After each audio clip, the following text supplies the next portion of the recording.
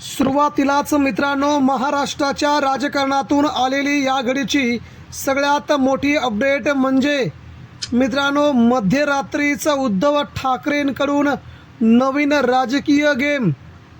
एकनाथ शिंदे यांच्या शिवसेनेला पहिला मोठा झटका.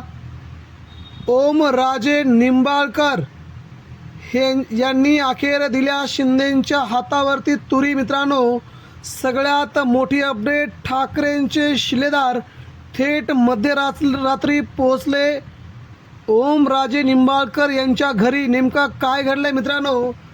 महाराष्ट्राच्या राजकारणाला हादरवणारी सगळ्यात मोठी बातमी. ओमराजे निंबाळकर यांना मनवण्याचा प्रयत्न एकनाथ शिंदे गटाकडून काल दुपारपासूनच चालू आहे. शिंदेंच्या शिवसेनेचे अनेक नेते ओमराजे यांच्या घरी जाऊन त्यांची मनधरणी करत होते.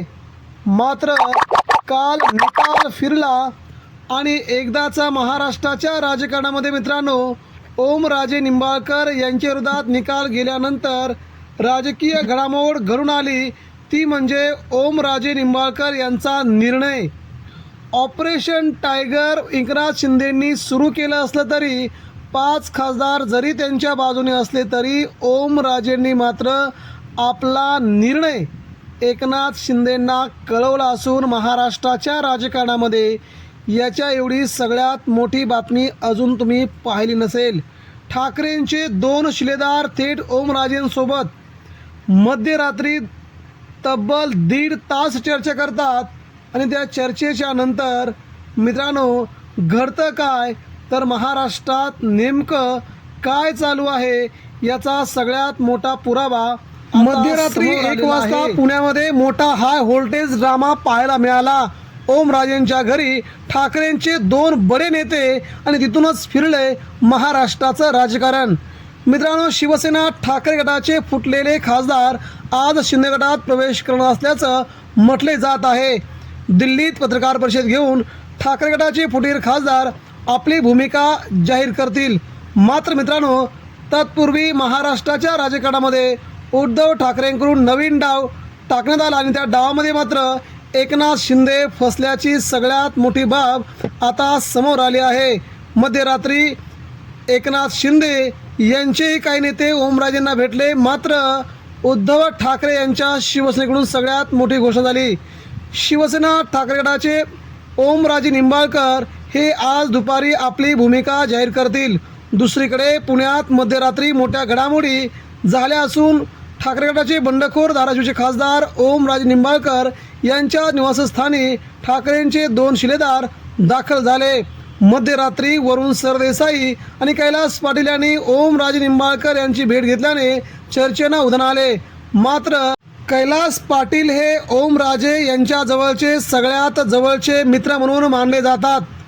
कैलास पाटील यांनी ओमराजेंना मनवण्याची जोरदार चर्चा सुरू झाली असून असं मला वाटतंय की ओमराजे उद्धव साहेबांकडेच राहतील असं सध्या कैलास पाटील यांनी म्हटलंय. दुसरीकडे शिवसेना उद्धव ठाकरेंचे अगदी जवळचे आणि त्यांचे घरचे असणारे ओमराजे निंबाळकर यांची भेट घेणारे शिवसेना आमदार म्हणजे वरुण सरदेसाई यांनीही मध्यरात्री ओमराजेंची भेट घेतली आणि महाराष्ट्राच्या राजकारणामध्ये ओमराजेंना मनवण्याचा प्रयत्न केला. उद्धव ठाकरेंचा जो निरोप होता तो मी ओमराजेंपर्यंत पोहोचवला आहे. ओमराजे नक्कीच सकारात्मक विचार करतील आणि पुन्हा निर्णय घेऊन शिवसेनेत राहतील असं त्यांनी मोठं वक्तव्य केल्यामुळे इकडे शिंदेगडाचे धाबे मात्र दणाणले आहेत. ज्या 5 खासदारांनी ठाकरेंची शिवसेना सोडण्याचा निर्णय घेतला आहे त्या 5 खासदारांना मात्र सगळ्यात मोठा फटका बसतोय. 5ही खासदारांची खासदारकी जाऊन इकडे ओमराजे निंबाळकर खूप मोठे हिरो बनू शकतात. त्यांना ठाकरेंचा हिरो बनण्याची ही मोठी संधी मिळू शकते. आज दुपारी 4 वाजता ओमराजे निंबाळकर यांनी स्वतःच्या धाराशिव जिल्ह्यातील गोवर्धनवाडी या त्यांच्या मूळ गावी आपल्या पदाधिकाऱ्यांची बैठक बोलवली आहे. बैठक बोलवल्याच्या नंतर आता ते पुढील निर्णय जाहीर करतील.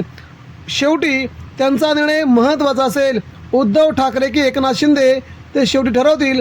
मात्र त्यांच्यावरती मतदारसंघातील जनतेचा दबाव खूप मोठा असणार असून ते शक्यतो उद्धव ठाकरेंच्या बाजूने राहतील अशी शक्यता धाराशिवकरांमध्ये वर्तवली जात आहे. मित्रांनो, याबद्दल आपणास काय वाटतंय आपण देखील आपल्या प्रतिक्रिया आमच्यापर्यंत पोहोचवा. ओमराजेंनी शिंदेगडात जावं की उद्धव ठाकरेंकडे राहावं, या आपल्या प्रतिक्रिया आमच्यापर्यंत पोहोचवा. धन्यवाद.